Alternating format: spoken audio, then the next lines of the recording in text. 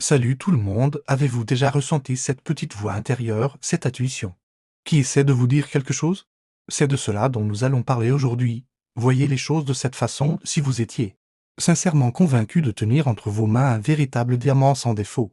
Auriez-vous peur de le faire tester par un expert? Bien sûr que non. Vous seriez ravi de prouver sa valeur. La seule fois où nous craignons un test, c'est lorsque nous soupçonnons de détenir quelque chose de faux. Le même principe s'applique à nos croyances, à nos actions et à notre caractère. La véritable intégrité, la véritable bonté. La véritable force ne s'effondre pas face à l'examen minutieux. Seules les choses fausses, superficielles, celles dont nous ne sommes pas vraiment sûrs, craignent d'être examinées. Alors, écoutez cette voix intérieure.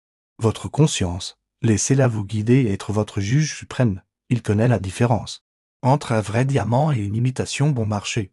Faites-lui confiance. Si vous pensez posséder un véritable diamant, vous ne devriez pas avoir peur de le faire tester. Pourquoi auriez-vous peur?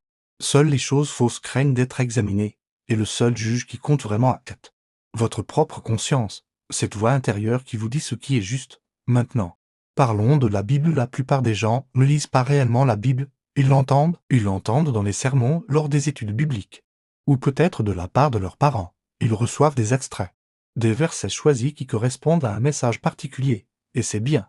Mais ce n'est pas l'histoire complète, car lorsque vous vous asseyez et que vous le lisez attentivement, de la première à la dernière page, vous commencez à remarquer des choses dont personne ne vous avait jamais parlé, des choses qui peuvent être déroutantes. Par exemple, dès le début, dans la Genèse, il n'y a pas une seule histoire de la création, mais deux, et il raconte l'histoire dans un ordre différent. Dans le premier chapitre, les êtres humains sont créés en dernier, après les animaux, mais dans le deuxième chapitre, l'homme est créé en premier, avant les animaux. C'est écrit noir sur blanc dans le texte. Pensez au grand déluge. Combien de temps cela a-t-il duré? Genèse chapitre 7. Le verset 12 indique que la pluie tomba sur la terre pendant 40 jours et 40 nuits.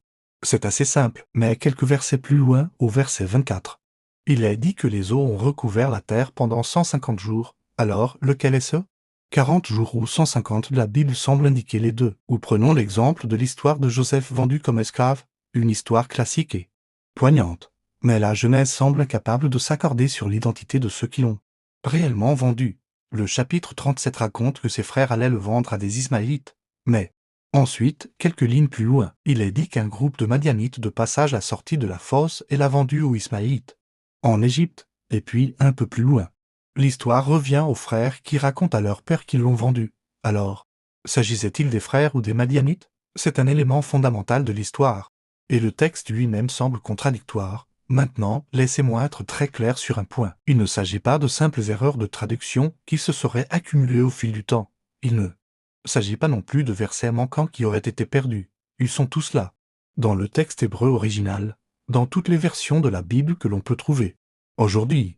Et ce qui est fascinant, c'est que les spécialistes de la Bible ont remarqué ces contradictions il y a des siècles. Ce n'est pas une nouvelle découverte. Les universitaires, les historiens et les théologiens débattent de ces divergences depuis très longtemps, mais pour une raison ou une autre, on n'en entend presque jamais parler dans la plupart des églises ou des écoles du dimanche. C'est comme s'il y avait une règle tacite qui consiste à simplement ignorer les passages gênants. Cette chaîne n'est pas là pour attaquer la foi de qui que ce soit, absolument pas.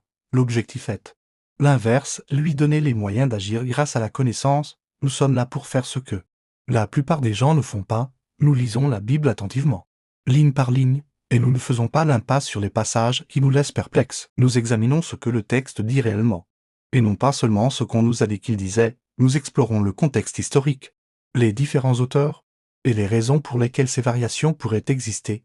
Considérez cela comme une enquête honnête.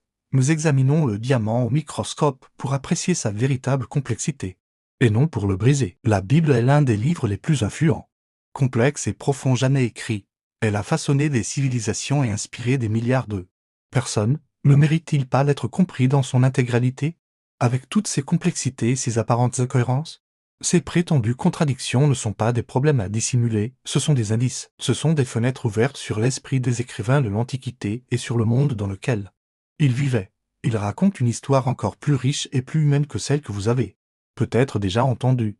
Si vous êtes une personne qui aime la Bible, ou qui est simplement curieuse à son sujet. Si vous souhaitez comprendre ce sujet en profondeur sans qu'il soit édulcoré, filtré ou dissimulé, alors cet endroit est fait pour vous. Nous allons aborder ces questions de front.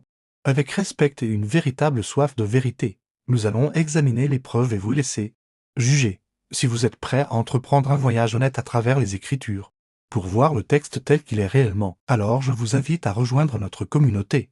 Abonnez-vous à la chaîne et commençons ensemble à lire la Bible pour de vrai. Merci d'avoir regardé la vidéo.